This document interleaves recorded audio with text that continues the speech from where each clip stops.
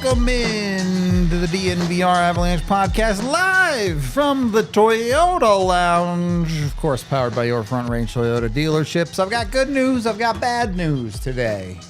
Good news is Nick Ehlers signed. Bad news is it's in Carolina, not with Colorado. And the bad news actually is that the Avs still haven't done anything. So, well, since last night. Yeah, of course. We'll get to that in a second. But I don't know. I had some expectation that we might see a little bit of things pick up after Ehlers signed. That was 2.5 hours ago now, and exactly nothing has happened since the Ehlers signing. So slow so far. And tomorrow's July 4th.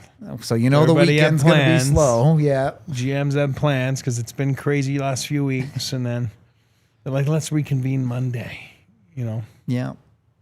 We shall see. We're going to have to wait even longer. Who knows? A couple of things are on the Avs plate, though. Obviously, Brent Burns signed last night. You guys did an emergency pod on it. I can give my thoughts here briefly in case anyone cares. Burns is fine in the Avs organization, especially for the price they paid. They gave themselves some security by doing the bonus thing, where if it doesn't work out, then Burns, you give him $1 million. Who cares? Yep. I do think $4 million is a bit expensive. Now, we don't actually know the bonus structure. Yep. We know it's games played based, but we don't know for sure what the actual numbers are for him to cash in on the extra $3 million that he can make. But Burns, in theory, at least on the offensive side of the puck, should fit well with the Avs, right? He makes sense as a guy who can break pucks out for you. He's not afraid to jump into the play. He never has been. He was a forward when he started his career. So, yeah, that makes sense.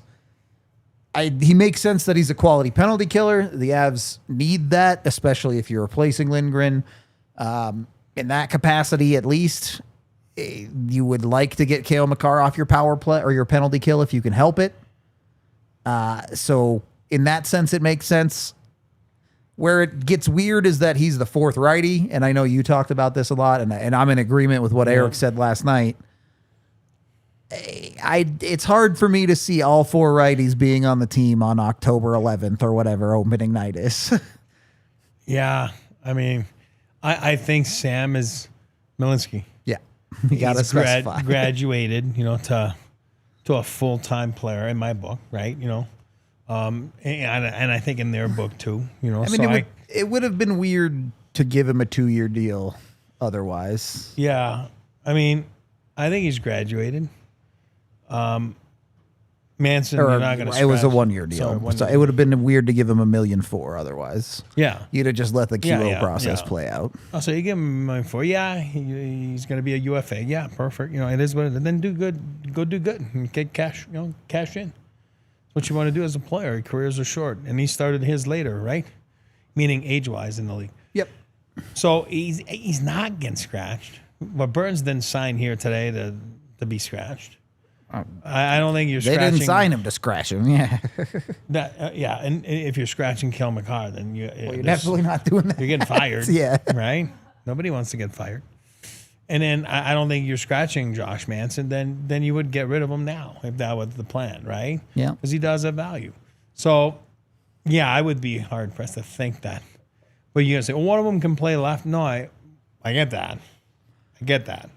But I can't see it. So for me, this is the start of something, and we shall see. You know what I mean? And again, is it going to be in September, or is it going to be tomorrow or Saturday on July 4th or whatever it's July? What's today? Wednesday? Today is Thursday. Today's not Thursday, It is Thursday, yes. Like I said, today's Thursday. Listen to Rudolph. I hope so. I'm pretty sure we have tomorrow July 4th off. tomorrow. Yeah. So, okay, watch. Right in the middle of July 4th, people will be on boats and, stuff. And then all of a sudden, we have a trade to announce. So It just, we'll see. I think the Avs have ended up in this interesting spot, and I'm not saying good or bad necessarily, but if the Avs are looking to make significant additions to their roster from this point, it's more than likely going to be through trade. That isn't to say they aren't going to sign some free agents. I expect they will. We're about to talk about one potentially here in a second.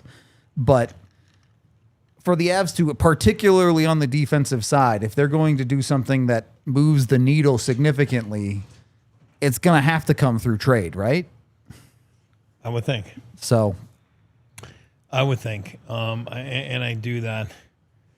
Contract talks, and it might go. It may got. Sometimes contract talks do die. Of course, for pending, for a perspective like RFA guys that that have the right to after July 1st. I'm talking about Marty, for example, where the contracts, the talks, they die, and then they usually pick back up right around training camp. Because it's like, okay, what are we really doing here? Yep. So is that what's gonna happen? I don't know. Is that what could happen? Well, for sure.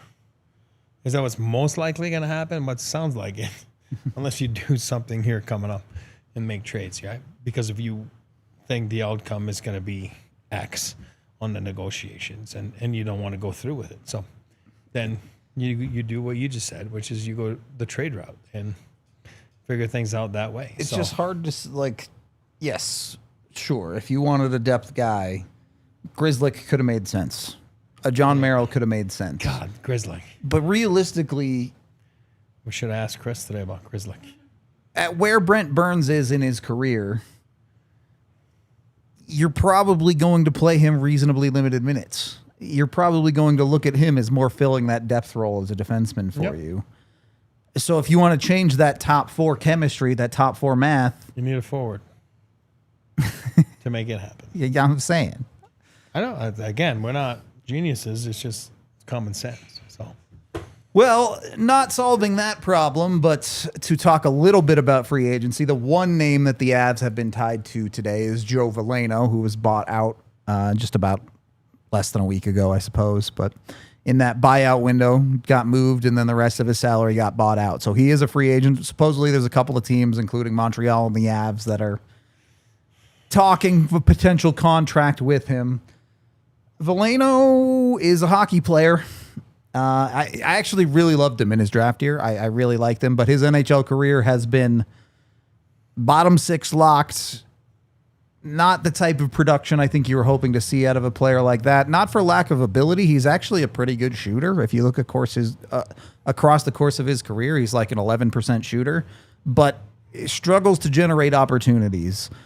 He played for both Detroit and Chicago last year, was one of the lowest event players on both teams, on both ends of the ice. So it's not like he's given up a ton.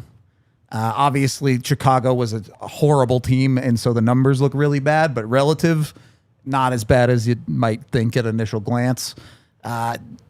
He's a center. He's terrible in the faceoff dot. Doesn't really check those boxes. And whether they sign Veleno or not, I think the interesting conversation with Veleno, the fact that they're looking at adding someone like that, might be a little bit telling that they see Jack Drury as their 3C and not their 4C. Yeah, and I'm looking at him. He's only 25 still, right? Hey, so look, he's a fine bottom six, nothing happens on your fourth line type of player. I remember him because he was the first round. I remember him seeing in Grand Rapids, and that's where I know him mostly from. I didn't really pay attention the last couple of years. Obviously, long year in Detroit last year, and then got a cup of coffee in Chicago, right? Yeah. So Detroit the year before did decent, almost 30 points, right? That was a one-off. Again, his junior numbers were great. That's why he was drafted in the first round. Montreal guy, by the way. Does he speak French? I don't know. I'm not familiar with him. But he is from Montreal. You never know. And you're right. And I do think, and I'll say it again, I do believe Jack Drury is more than a 4C. That's me. Now, do I think he can be a 3C? Yes. And I don't want Parker Kelly on center. So if you're doing this because you want to put him there, then I got no problem. Where I like Parker on the wing. I would agree with that they gave statement him a 4-year for sure. deal, right? So you must like him too. On the You have wing. to think they see him on the wing, long term at least. But he can help you for a few innings. Got no problem at center. That's fine. But that's not where you're going to get the most out of your asset. Is that center? You're going to see him on the wing. Now Veleno, maybe he's the same way. Maybe he's a better winger. Again, I'm not. He plays center or wing, right? So yeah, maybe they view him as that, and I don't know. And that's okay. When you end up in bad teams like Chicago, it can be tough, and it sounded like it was tough for him. Because I'm not too worried. Go look at his Detroit numbers, and they're a that's lot what more. I would look. Yeah, the Chicago, his numbers are all real bad, but if you look at the relative, everyone's numbers there were real bad. Why does he get traded to Seattle last week? Yeah, Whatever. he got bought out by then he got Seattle. bought out, Yeah, whatever. It's yeah. just whatever the reasons, but yeah. So yeah, So maybe a guy. It's like, buddy, I got news for you. Have a seat there, little man. This is your shot, or else you're gonna see a different league next year. And it won't be AHL or NHL. It's going to be in Europe. I mean, let me show it to you this way. As Tiff has a graphic here that when you're talking about someone like Veleno today, realistically, Veleno is going to be a step up for you compared to a Felber, compared to an Ivan, compared to a Prishchapov. If you're dropping him in on the fourth line, 100%. and who knows? Maybe Montreal is going to give him $2 million, and you say no, thank you. We're not paying that much for a fourth line guy, and you move on. But if you can get a Joe Veleno type for $1 million or whatever it ends up being, he can be a cheap upgrade for you that, look, as much as I would like to see the Avs play their prospects more, as much as the fan base would like to see guys like Ivan, like Nikita Prishchapov, the NHL coaches want to go with established guys, want to go with guys where they know what their floor is in the NHL. And Joe Veleno has established that. And I don't think you're blocking your prospects because now you're letting your prospects develop at the right rate, and you'll have a better prospect come next year because Ivan's played 1 year in the American League. Whoa, Not even. He played half that year in the NHL. Yeah, exactly. Pishpashov was a 7th round pick. Yep. The year before, like, hey, breathe. It's all good. You're not blocking anything. Could be in college. Could be playing college hockey. So you're 24 or 25. Like, relax. You're not blocking anything. And then you're better suited to win now with Veleno, for example. Again, we're assuming he's signing here again. He has not signed, so let's not have. Just to name the Avs we're talking Yeah, they were saying today, yeah. And then, again, now you're not blocking anything. You're letting them develop. Like I talked about Sean yesterday, Barons, and go develop. Go play a full year down there. Don't come up and play 5 minutes here. Like, it's no good. Go develop. You'll be a better player. And then once you come up, you never go back down. That's your goal. But you're not wasting your time in the American League if your name is Ivan, or the guy I'm going to butcher again, Pishpashov. So you're not, or Sean, Barons. So This is it's a good league to develop in. Veleno is also an interesting conversation because we've given the Avs a lot of credit, and deservedly so, for getting the most out of some of these reclamation projects. I think it's fair to call Veleno a reclamation project. He just got bought out. Fair to say. Then you are. Absolutely. But Veleno has a 28-point year in his career, and I think it was in 71 games too. So more like a 30-ish point pace, Yeah. maybe even pushing 35 if you're Nothing generous. burger ice. And if you can get that out of a guy, if the Avs can take Joe Veleno and turn him into a 30-point guy in their bottom six, that's a huge win. I'm not saying that's what's going to happen. Obviously, a lot of things would have to go right to get there. But that's the type of look that the Avs are looking for in their bottom six. If they're not doing the big splashy moves, which I'm not taking off the table, I think that could still be a thing via trade, but that takes a lot more work than we gave Joe Veleno $1 million, and you're taking an upside swing. And he was playing on bad Detroit team, so maybe getting a little bit better ice. Yep. Right? Not getting the burger ice, but like what's his is it 28 points? What's LOC's most what's his career year? It's right around that too. I Yeah, don't think he's reached 30. So again, I'm just saying, on a championship caliber team, though, which is different, right? You know, I get that. But if you're getting that guy to get back to those types of production on the bottom six, you're golden. Yep. You're golden, because that's a big number. And again, I'm sure he got some decent ice in Detroit that year on a non-playoff team. I'm sure he got some. Yeah, I think he was playing close to 14 minutes that year, which he would not get in Colorado. He wouldn't get that here. So, yeah, LOC's career high is 26. So there you go. So this guy's 28. So just FYI. And I'm not saying that LOC's signed and every team in the league would take, where Veleno just got bought out and he's looking for a job. I'm not comparing. I'm saying the amount of production that a guy like that can get, if he's put in the right situations, then the Avalanche would be morons not to look into it. Whether it ends up being Veleno or not, the point we're making is keep an eye out for those types of guys. Yeah. Where you might see, if things go well, you could see an upside swing for the Avs to take. And then no, they're not blocking No. the path of other guys. These guys are where they are. They need to be where they are.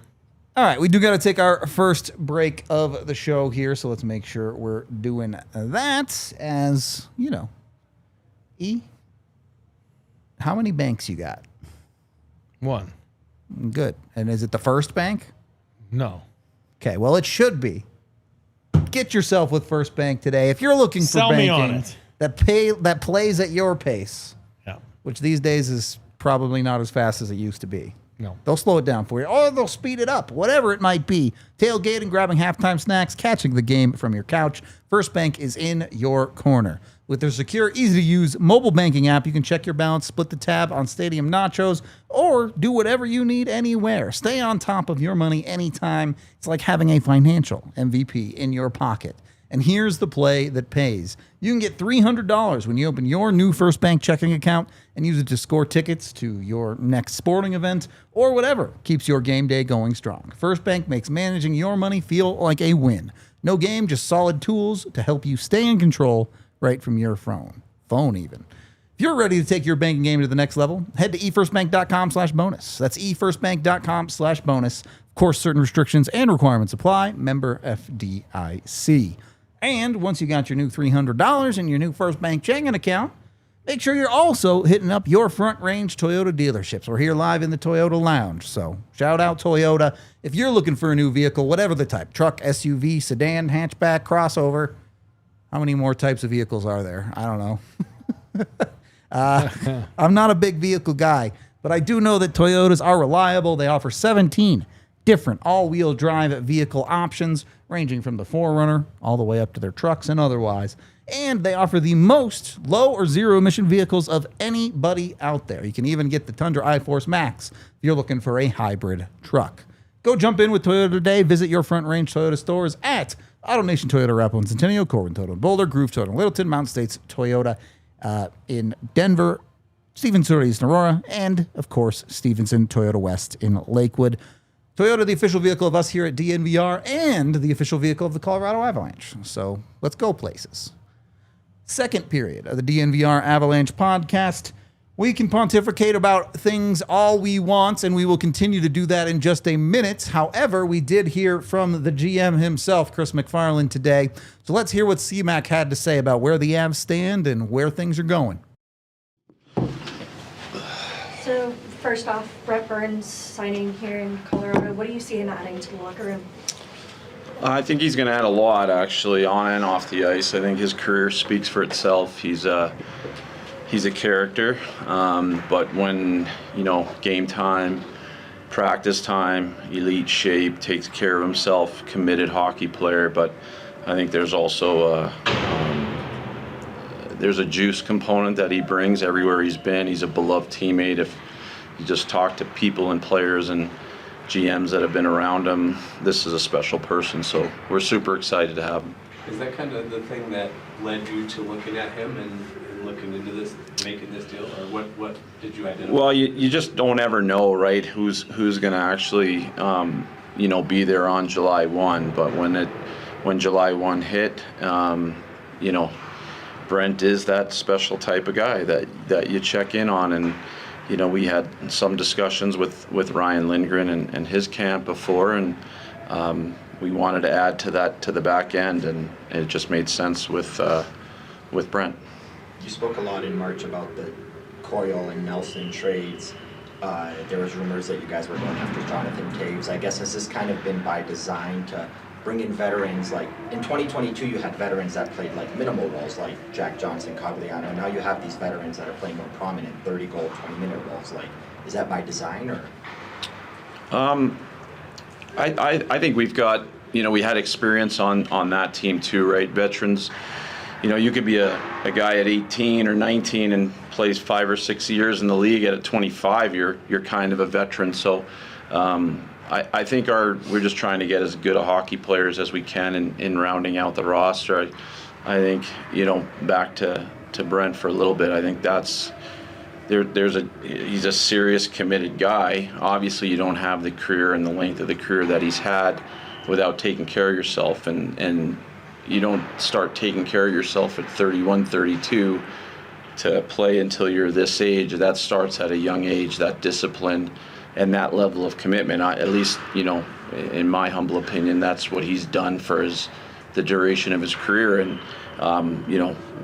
him adding to, anytime you have a guy that has that kind of experience to put in with Gabriel Landeskog and Nathan McKinnon and, the other guys that we have that are maybe not quite 40 years old, but they've got a lot of miles in this league and have been good players for a long time. So I think he's going to fit right in with our group. Right now you have 4 righties in your top 6. How does that work?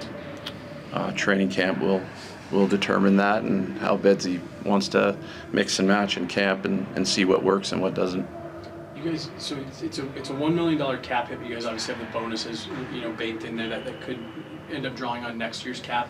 How much, how nice is it first to have finally some movement in the cap? And you guys are the only team that's kind of, borrowed from next year's cap. What was the thought process on that? Yeah, we'll see how it plays out if we do in fact borrow from next year's cap. Obviously you don't go into it, thinking that you're not going to or what, but there's a lot of things that can happen between now and next July 1 as to whether that in fact will come. But the structure is obvious, right? There's a games played component, and that goes in the cushion. So we'll see now with the flexibility that we have, if what else we do here, whether it's in the next few days or if something percolates later in the summer that we can add. I think we're entering into a different time period than maybe the last few years from our last cup, when the cap is flat, right, and it's not moving, and how long is it not moving for, and that was a reality. And now, hopefully, we're in this scenario where there is going to be money in the system. So is that going to mean less players hit free agency? Is that going to mean no need for money retained in transactions? And how is it going to shake out? I think that's all to be determined. But at least, these dramatic increases are certainly helpful, especially for teams that are entering that cycle to try and win. And that was a tough part for us a few years back, when you just know it's flat and you've got good players coming up on the end of their deals. As soon as you guys could, you extended Parker Kelly for another 4 years. What is it about him as a player and as a person that you want to commit that much time? Well, I think it was a couple of things. Obviously, he came in and he played to his role exactly as he had to do. He's not the fanciest guy. He's not the most skilled guy, but his skill is bringing 80, 90, 100% effort every single night. And that is not easy to do. And he does it to a T. And the fact that he can play center is another feather in his cap, that positional versatility, the utility value that he brings. And I think, you guys saw it. That line was elite in the playoffs. And those guys are not easy to find. And when you have it and it's trusted and your coach trusts it and a guy does it night after night, it's not a sometimes thing at that part of our in our lineup. It can't be a sometimes thing. It has to be every single night, max effort, and that's what Parker Kelly does, and we didn't want to lose that. After the Game 7 loss, you and Joe sat up there. Emotions were still raw. as you tried to dissect what was missing and what you needed, as you can reflect and maybe take a step back, have you addressed those things? And do you feel like you've gotten closer to where you want to be? It's still raw. Obviously we've had to turn the page, but, it's very easy for us to can say, right? We thought that team was good, really good. And I think, we can point to, 5-on-5, we were really good. We didn't step on their throat early in the series, and it's blah, blah, blah at this point. We didn't get it done. Whether we've, addressed it to the point where we can say we have a team that's going to be a finished product that going into next year's playoffs today, I don't know. I think we've got to play a lot of hockey at the start of next year to kind of see it out through. But I think we have a very good hockey team. And I think, with a couple of reasons. One, our captain. We're, for the first time in many, many years, we're going into an off season with the expectation that Gabe is going to not only play, but play consistently and be able to play well. We haven't been able to say that the last number of years. Two, Mackenzie Blackwood and Scott Wedgwood, we feel that we've got two very good goaltenders that we're going to have from training camp on. And three, Val Nichushkin. Last year at this time was I'm not going to say an unknown, but he was hard at work doing his thing, and we feel he's in the best place that he's been in years, and we're super happy for Val for many, many reasons, and one of them is that it benefits our hockey team. So, and then you add in Brock Nelson, who we believe with a full year training camp and a full year with us, it's the top two lines are good. They're solid. Now that doesn't mean the magic wand has been spread over the group and we're anointed, because we're not. We got to get back on the hunt, and it's a tough division, it's a tough conference, and we got a lot of work in front of us. We haven't talked to you since you signed Nelson. At the time, that was almost all the cap space. Like, obviously you were able to find more later, but what was it about your relationship with him, or what he did when he was here before? Did you said, this is the big decision and we're doing it now? Well, I think there's not a lot of 2Cs, right? And then there's not a lot of 2Cs that hit the market, and I think we knew that. And the ones that do get there are usually expensive, and to trade for them is not easy. So Brock came in. There's obviously going to be an adjustment for any player that comes in at the deadline, especially from a place where he's been 1 year his entire career. I thought he did everything that he could and played well. He's a smart defensive centerman. He's long, he's lengthy. I think we're going to use him a bit more in the special teams role, and now that he'll have full training camp and things like that behind him. But Brock is a proven player at this level. He takes good care of himself, and he fit in. And I think at the end of the day, he saw that. He saw a good group, and that he wanted to continue to be a part of it.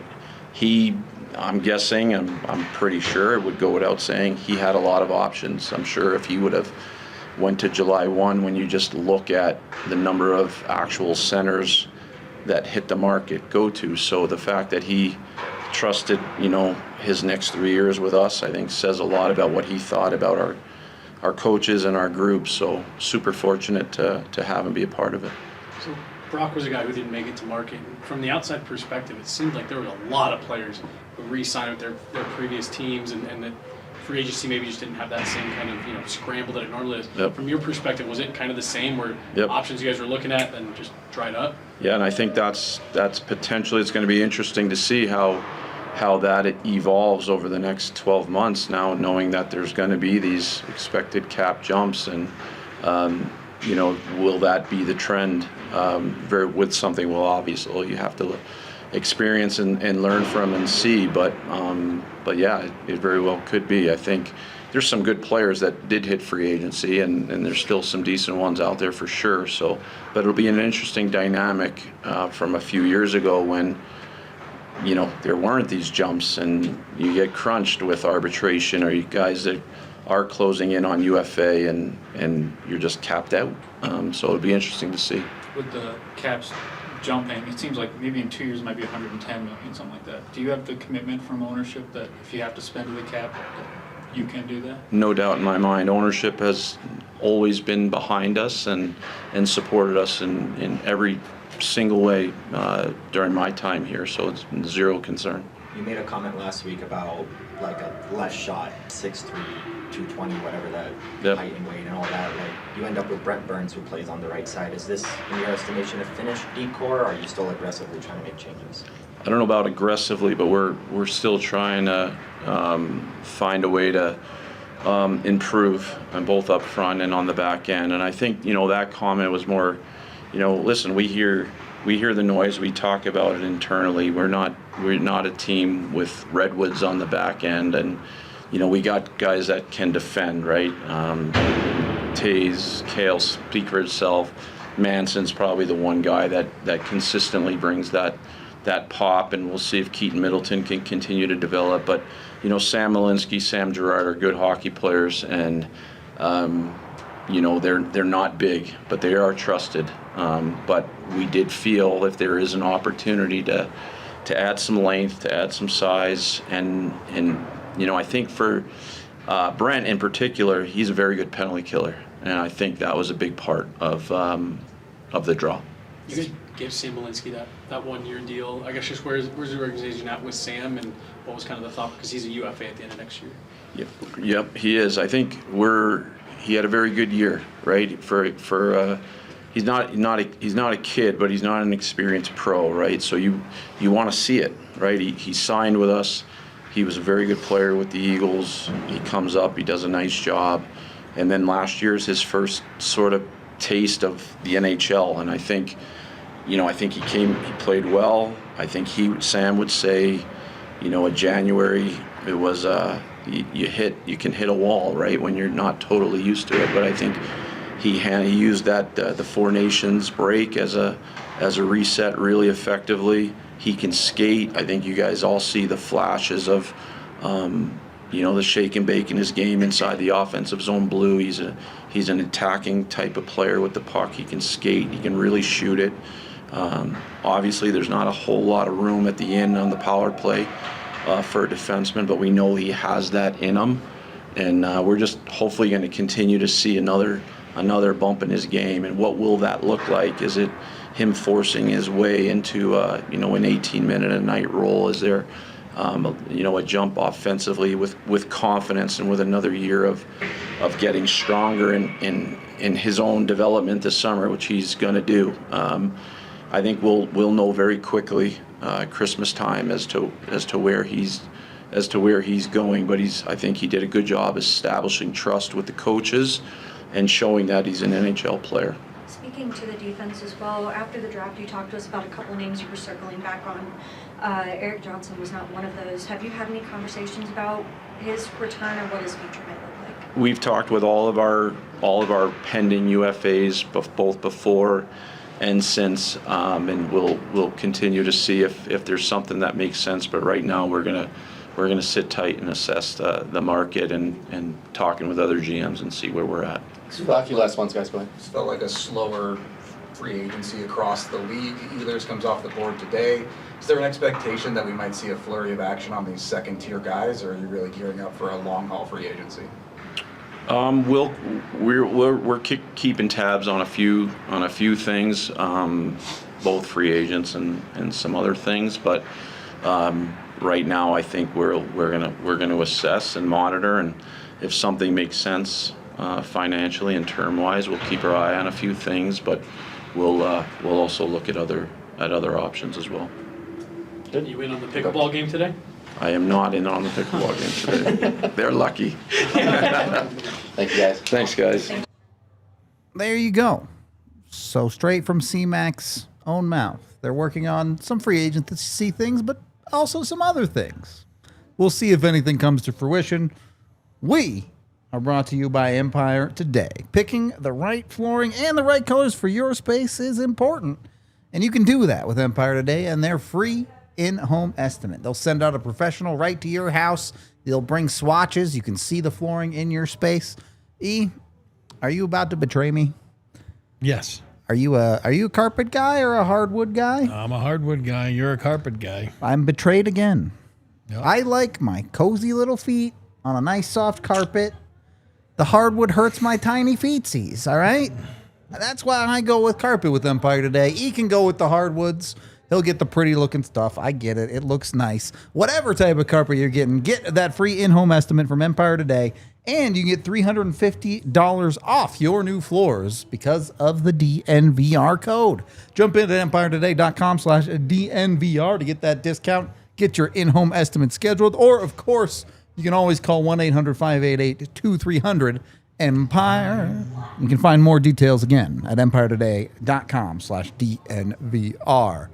Once you got your new floors installed, you know what time it is? Game time. I mean, technically it's off-season time, and there are no hockey games, but it is game time when you're looking to get tickets to your next sporting events, and that's not even just sporting events. You want to go to a concert? Game time. You want to go to the theater? Game time. You can even get movie tickets on Game Time. It's crazy out here. Game time. Game time, baby. Jump in with Game Time today. Maybe you're trying to get out to Coors Field to watch the sunset because God knows you're not trying to watch the baseball out there. Get the best seats for the sunset through Game Time Picks feature. They'll show you whatever you search for, the best tickets for the best price, and you don't have to do any of the hard work. It eliminates all of the hassle. You can also get a great $20 off your first purchase with Game Time with code DNVR. Of course, terms and conditions apply, but jump in with them on that. Use the Game Time Picks feature and get in. They guarantee the best price, or they'll reimburse you 110% of the ticket price. What time is it? It's still game time, baby. Third period of the DNVR Avalanche Podcast. There was a Dev Camp day today, the last day of Dev Camp, in fact, for the Avalanche that I do want to talk about a little bit, or rather let the Avs talk about themselves a little bit. They did not really a scrimmage, but small area stuff, some 2-on-2, 3-on-3 at center ice type things. Not a ton to talk about. I do want to shout out Max Curran. Dude's creative with the puck. He's always trying to move. He's always trying to make something happen. We talked to him after in the locker room, and he talked about himself. Like, yeah, he's proud of his puck skill and all of that. He knows he needs to work on his physicality, but he's one of those players to watch in the Avs system where the Avs don't have a lot of those high-end prospects anymore outside of Gulyev and Nabokov, who we both expect to come over at the end of this year. So what's in the Avs prospect pool is, you kind of keep a tab on a guy for later. Make sure you're checking in, see what he's doing this year. Is he going to earn that contract at the end of this season? Something like that. Guys like Curran are in that conversation. Maybe some other guys like a Jake Fisher could be in that conversation playing at DU. So I don't think there's anything too crazy in depth we have to go in on Dev Camp, but when you're looking at the Avs prospect pool in general, we did talk to the lead for the Avalanche prospect and player development, Brian Willsie. He talked a little bit about a number of guys who might be on the fast track. So let's hear what he had to say. Go ahead. Good distance? Good? Yep. We got it all set. You know, were you up here testing it? Dialed in, yeah. You're up here testing it? Singing? I guess just what did you think of it seemed like maybe a little bit of a different approach you guys took this year with the forwards as defensemen. What did you think of the crop you guys had here this year? Really pleased. Yeah, each year we try to tweak things a little bit. During the previous year we kind of brainstormed some ideas. What are we going to do next year that's different? And I think we did it 3 or 4 years ago. We did a forward D split, but just worked out well. Really honing in on details and habits of how we want to play. We don't teach it as a conditioning camp. It's more just orientation, us learning about them learning about us, and keep it small, intimate, so we really get to know the players. And yeah, we were pleased. Everybody did well. With that focus on forwards and D-men, how do you make sure that focus is made attentive to the goaltenders as well in a camp like this? Yeah, so we do set quite a bit of time aside for the goaltenders, and that department was Matt Saba and Pavel Francouz. So Pavel comes over just for the camp, so they get quite a bit of time with them, and I kind of leave them to do their stuff, and it's great. They're doing a ton of stuff off ice upstairs as well as the on ice stuff, and everybody gets a good amount of time and learning, and then they were on with the forwards, which got them a ton of shots and a ton of work, which is both good for the forwards and their goalies. How much of have you been able to, I don't know if spend time is the right word, but just Sean Barron's had a lost year, right? Like, what was it like from the organization standpoint trying to help him through this year, and what did you think of him this week? Yeah, I mean that's Matt. I never went through something like that, and I mean most of us thankfully haven't. But that's tough. Like right at the start of the year, he was really primed for his start of his professional career, and to have that taken away in an instant is tough. I think just as much or more so mentally. So really inclusive in that group up there. It's a super group with the Eagles, the players and the staff around there. So he was around there all the time. Therapy included in all the team events, at games. While still it was convenient close by to Denver here. Still had the DU friends and the people he's made around here. So you're checking in with him all the time from a staff. You know, some of the coaches the coaches staff get focused on the team, but you can't forget about the other players that are not in the lineup every night. So Aaron and his staff did a great job with that up there, including him and everything. And yeah, he's progressed well. It's a long year. It's, like I said, just as much mental as it is getting that knee strong. Still in the red jersey now, but on the right track to hopefully have a big start to the season. Chris told us after the draft that DeLelche was a guy that you guys liked because maybe a little bit of a shorter path to getting to pro hockey. Just what did you think of him after getting to see him on the ice for 3 days here? Yeah, it's interesting when they come in as fresh-faced 18-year-olds.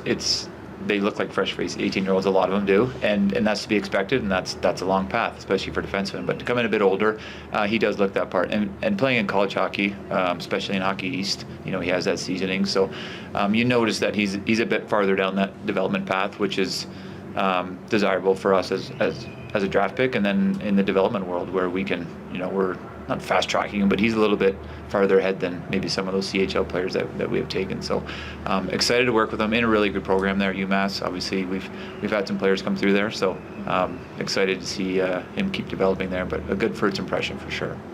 He's not here, but we talked about Goyev last year. It's rare for teenage defensemen to play as much as he has for 2 years, and now he's playing for a former NHL coach. Is he somebody, I know he's got a year left, that you guys could see making the jump maybe after another year in the KHL? Yeah, for sure. When they're over there, it's you know, we're relying on our Russian scouts a bit, video quite a bit, but we have a really good situation with both Guy Boucher, their head coaching, and I don't know if you saw, but Dave Barr is the assistant coach. So Dave Barr coaches the D. Dave Barr coached me here. His son actually is one of our scouts in our scouting department. So I have a good relationship with Dave. So we speak often. We speak about Goalie quite a bit, go over video, and he has that. We have that relationship where he asks, "What do you guys want to see more out of him?" We can watch the video, and he's implementing that. So it's a rare find to have that. So that relationship has really helped his development. And yeah, to your point, it's pretty remarkable to see the amount of ice time he's getting on. And it's not a lower tier team. That's a top team over there with some real good players. So for him to not only be practicing playing with him every day, but the amount of minutes he has that's a good development spot he's in. I want to go back to what you were talking about the NCAA. You said not necessarily fast tracking stuff, but you know the rule is changing now, so that CHL players can go NCAA and vice versa. I believe Christian Humphreys is one of the ones going NCAA to CHL. Just what are your thoughts on that? You know, players may be able to find that fit for them in their development maybe better than the team that they were on, where they weren't getting minutes or reps.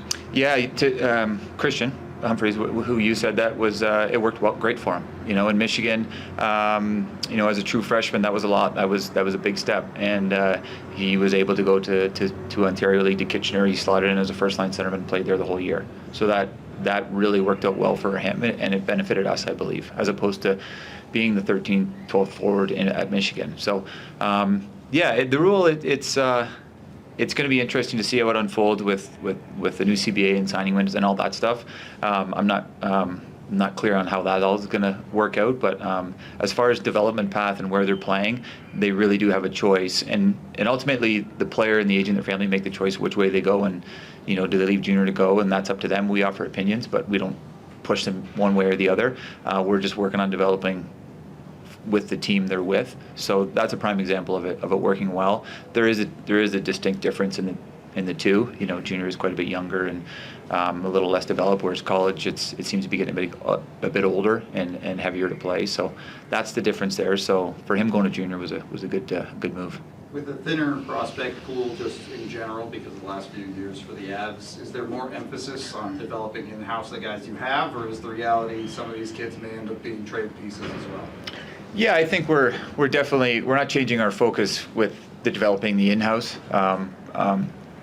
working hard at that and trying to, the Prishapovs and the guys who have Jake Fisher here in town, really pushing to develop them and fast track so they can be a part of our lineup, our present NHL lineup. But, to your point, sometimes they do end up as trade pieces, and as they did in the spring. That happens too. We develop a relationship with those kids, and the better we can develop them, that works out well for either our lineup here or as their value in the market. So we're in a good spot too.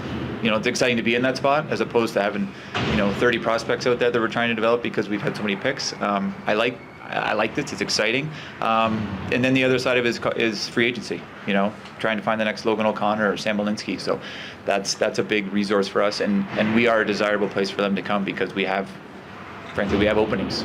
We don't have that massive pool. So I think there's a few prongs to that we use. Brian, on the off-ice side of things, you've done the incline before, you've done like the Shark Tank pitches. Yep. Can you tell us some of what the off-ice stuff was this year? And are you ever going to bring back the Amazing Race? We talked about the Amazing Race last night. Yeah, that was quite an undertaking. We'd like to. Yeah. You got any ideas for that? Yeah. You can come up with some? Yeah. The Rocky Mountain Oysters. Yeah, the Rocky Mountain Oysters were a good thing. The incline is something we cycle in. I saw Vancouver did the grind with their group. We cycle in so guys don't do it a few times. It's new to everybody.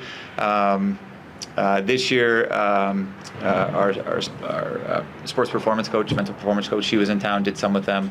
Brendan and his staff do a session with them just with social media and the history of the team and everything. It's really, really well done. Quite a bit of time with their strength and conditioning coaches. They spend not only just in the gym, but also in front of the whiteboard, just kind of showing, this is what our guys do here as far as recovery and sleep and in-season training, off-season training. So there's quite a bit of that. Today we're playing pickleball this afternoon. So, there's some staff and players, competition in that. It's coming up with different ideas to both, see the real person, the character of the kids, but also have some fun and relax a little bit. And that's why we keep it the size we do. We want to have the 25 to 30 kids, so we create a relationship with every single one of them, and they feel like they're welcome and they've got something out of this camp. So yeah, for the team building part, we brainstorm and try to come up with different things all the time. I mean, the one last year was cool with the Fort Carson. That was an amazing experience for them all. So we try to cycle different things through for them.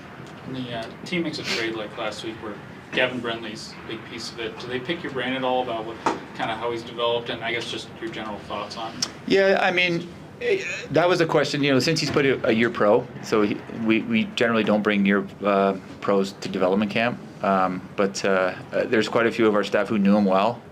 Just watching him at Michigan, especially our amateur staff, and I don't know him as well, but it's a player that maybe change of scenery. Something like that. But the competitiveness and the stats he had at Michigan and just the drive, that was the attractive piece for him. And to get him in our organization and see what he can do would be exciting for us. Do you have a favorite memory or story about playing against Brent Burns? Gosh, I think he was Minnesota when I was playing, and he started as a forward, correct? Mm-hmm. Yeah, I think he was forward and no facial hair. So that's a totally different person. Yeah, that's a totally different person. No, I don't have any. I mean, I grew up with Joe Thornton on that side of it. So just to see the two of them do the stuff they were doing off the ice, mostly in San Jose, like are they walking around town with shirts on and just interacting, and just the personalities is pretty neat. And anytime you bring somebody like that in who hasn't won, it's pretty exciting. Any insight on what he carries in the bag? I don't. Yeah, I'm curious. I'm sure that'll be one of your first questions, right? Yeah, the backpack. Yeah. No, I don't have any insight on that. Did you say staff was playing pickleball today as well? Yeah. We had to create a double knockout tournament, so a few of them were in there. So. Brendan, team captain for the staff. Yeah, he's no professionals allowed. Still. Yeah, amateurs only. Amateurs only. So he was not allowed. That makes sense. Yeah, amateurs only. Yeah. All right, thank you guys. Awesome. Thanks, guys. Good seeing you.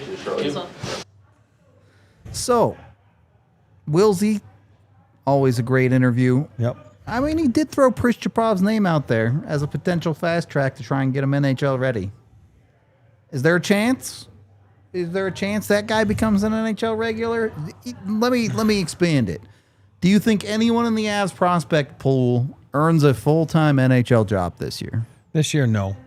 That's no. Ever? Yes. You know what I mean? So I think realistically, I mean, you gotta put up numbers in the American League too as well. Of course. I mean, Pishbashov, like, he's a smart player. Listen, it's a great 7th round pick. It's a great story. You know, a lot of work to do, a lot of work to get done. I've always said that, you know me, there's steps to take, and there's times and there's stages, and when you skip some of those and you bite more than you can chew, not good for your development. So I would say no. Do I think he can have a career? Absolutely. I mean, we saw it last year. Yeah, absolutely. Great pick. Ready now? No. What number would you have worn if 28 was taken? 99. No, I'm kidding. I don't know. I was one of those guys, man. It's like, give me anything, right? Okay. Give me anything, I will gladly wear it. You know, so. Brent Burns, 8's taken. Yeah. 88's taken. Yeah. He said he was leaning towards 84, but he's not sure. All right. I don't know what born. He's 40, so must have been 85. So there you go. There's your answer. 85 it is. Maybe it was 84, because that's what he said he was leaning towards. Has there ever been an 84 or an 85? No. In the Avs? No. Maybe 80. Definitely not 85 that I can remember. No. Here, I'll look it up. We'll figure it out. While we're looking this up, though, what does a successful season for Brent Burns look like as an individual? You know, he talked about he wants to come here. He still wants to win a cup. Sure. As an individual, what does a successful season for Brent Burns look like? What is he doing on the Colorado Avalanche? For me, it's a constant. You know, like, you know what I mean? What is it, constants or whatever? Like, just dependable. Like, you know, Sure. You can depend on him. You know he's going to be in the lineup. You know he's going to be sharp on the PK. I don't care about the rest, honestly. Keep it simple. Good guy, good person, personality in the room. They're starting to get a little bit of personalities with Wedgwood and, right, him. You know, a little bit of Landy back, which is big. Yeah. So Shout out Cujo. He's smarter than me. Prishapov did wear 85. I was just going to say, I thought he was like in the 80s. I wasn't sure. I was like, as I'm saying that, I'm like, what is he? But that doesn't count. If he wants 85, he can take it. Once you've played like 10 games, you don't count. Prishchapov's not getting the number over Burns. Nope. That's for sure. Take a seat, son. But yeah, I think if he can just be one of the guys, and then he doesn't have to be the main guy here, obviously, and he didn't have to in Carolina either with Slavin and things like that. So, but at least here he can just come in, be himself, bring his personality, bring his play. Why not? And then go win it, right? You know what I mean? That's why he chose this. I don't think he chose Chicago because I don't think realistically he would win a cup. He's never won a cup. And when you're at that age and you put in all those times and those hours to get yourself ready, and he's got 10 seasons of 82 games. Yep. That's ridiculous. Yep. And I know he's got a few seasons of the lockout short or whatever, COVID. So where he played them all. He's probably like at 14 seasons that I played them all. That's crazy. And I know what it takes. I did it once. I know what it takes. So it's a lot of preparation. So you've done this you're 40 now. Yep. Yeah, you're picking this team because you think you can win. That's why he's doing that. So that tells you right now from the outside looking at what people think of this team and what's the plan. And I'm sure he sat down on the phone there with Chris and Joe and Bedsy and everyone and, you know, Prater, and where's this going? What's next? Yep. Where's this? And then he believes in it, and then you do it, you know, and you bring all your 500 snakes. I don't know. I'm not too sure. Being sarcastic right now, but no, he's got a lot of animals. Yeah, what is in the backpack? That's a great question. We'll have to ask him. And yeah, why not? Be a constant, like, reliable pro and just go out there and go win it. Yeah. Okay. That easy. I think I would have a little bit higher expectations on the production. For a player of his caliber, I think you'd like to see him push 30 points. You'd like to see him be another weapon in your bag if you're the Colorado. This is assuming, you know, he's in the lineup every night and all that. But I do think part of what makes the Colorado Avalanche is every single player on their D side can step up and beat you. Even, obviously Makar and Taves, Gerard, no questions there. But you even look at someone like a Josh Manson, who, yes, his role on this team is to be a heavier defensive guy, but he's still willing to jump up, get in the rush, make those plays offensively if that's what's asked of him. So in that way, I think teams are going to have just that much harder of a time defending against the Avalanche D-core. In that way, it makes a lot of sense. Where it gets more complicated is what does the lineup look like on opening night? I think with 4 right Ds, it just feels a little too convenient that one of them might be not here if you're looking to make different moves this season. But maybe they do. Maybe one of them says, hey, I'm comfortable playing on my offside and we run it this way. But I don't know. And he gets the shots through, and then we heard CMAC talk about Natushkin, that he's doing well, and obviously Gabe has made a living there in front of the net. So yeah, if you get a guy like that gets his shots through, and that should be able to pick up some points, right? Brent Burns, the guy, I don't know that there's anyone in the league that shoots for a deflection in front more often than Brent Burns. So yeah, Pavelski all those years. Yeah, exactly. So now you got Val. Now you got a healthy Gabe Landeskog. You're getting opportunities right there to put up some points. Why not? I mean, again, you put points when you're in the offensive zone. If you're a team that's always in their own end and you can't defend, you can't get out, then it's hard to get points. We all know the Avalanche defend. We all know the Avalanche get out of their own end. And we all know the Avalanche play in the offensive zone. So for a guy like him to get 30 points, I don't think it's unrealistic. He had 28 last year. That's my point. So on a different team, Carolina plays differently, than the Avalanche.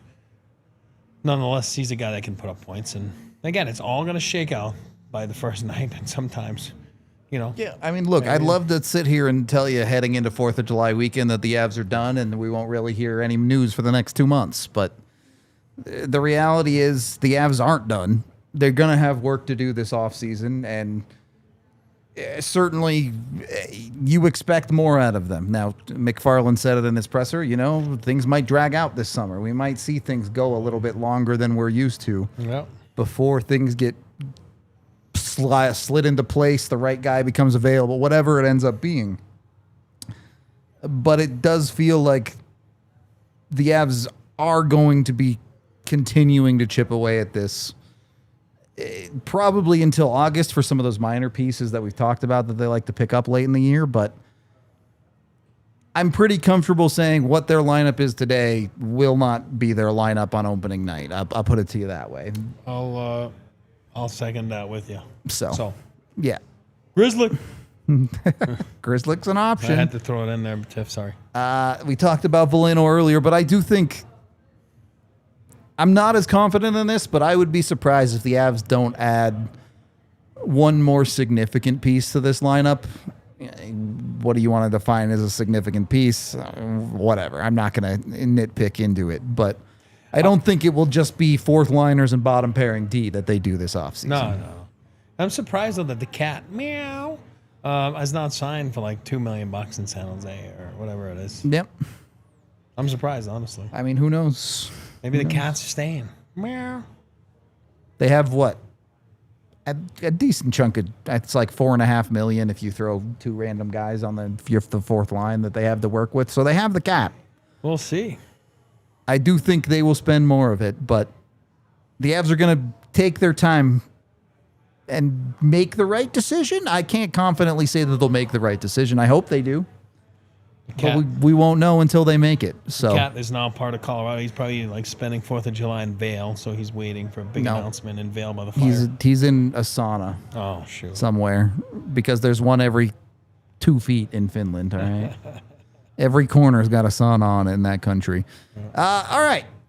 It is what it is. I wish I could bring you more news, but that's it. The Avs signed Brent Burns. They might be in on Joe Veleno, and their dev camp is wrapping up. There is nothing else to talk about. They didn't sign Ehlers, and the fallout of the Ehlers being signed has not arrived yet. So we'll see as these second wave of forwards start to come off the board in free agency. We'll see if the Avs are in on that. We'll see if they're not.